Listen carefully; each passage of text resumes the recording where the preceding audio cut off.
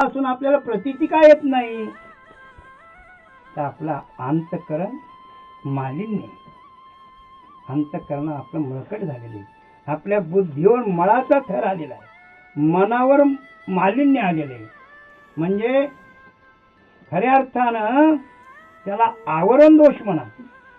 हो, मल, विक्षेप आणि आवरण असे 3 दोष आहेत.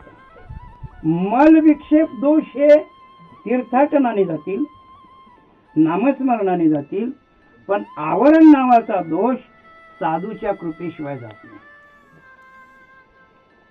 आवरण आहे ना, ते साधूच्या कृपेशिवाय जात नाही. पहा, मग खऱ्या अर्थानं आपलं अंतःकरण जर निर्मळ झालं तर आपल्या अंतःकरणातून देव वाहतो.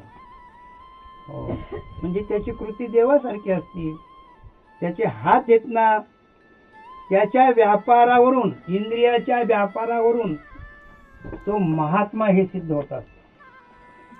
हो, महात्म्याला मान नसतो लागत. महात्म्याचं लक्षण करताना माऊली महावैष्णव ज्ञानेश्वर महाराज 13व्या अध्यायात 7व्या श्लोकात खूप सुंदर सांगतायत.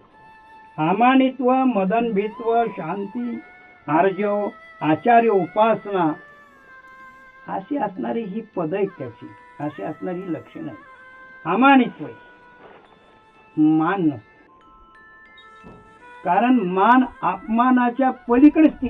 साधू मान अपमानाच्या पलीकडे गेलेला असतो. खऱ्या अर्थानं लौकिक स्थितीमध्ये महात्मा असतो. असं तो दिसतो तुम्हाला माणसासारखा, पण संत हे माणसासारखे जरी दिसले तरी ते माणसं नसतात. असं का?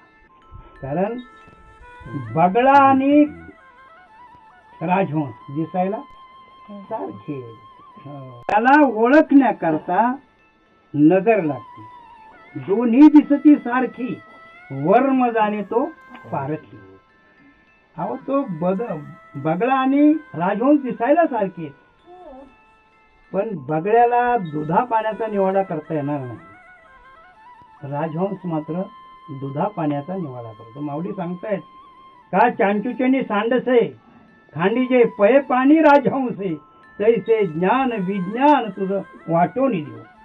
पहा, खऱ्या अर्थानं सत्य काय, मिथ्य काय, आत्मा काय आणि अनात्मा काय, क्षर आणि अक्षर काय, प्रकृती काय आणि पुरुष काय, हे विवेक असेल तरी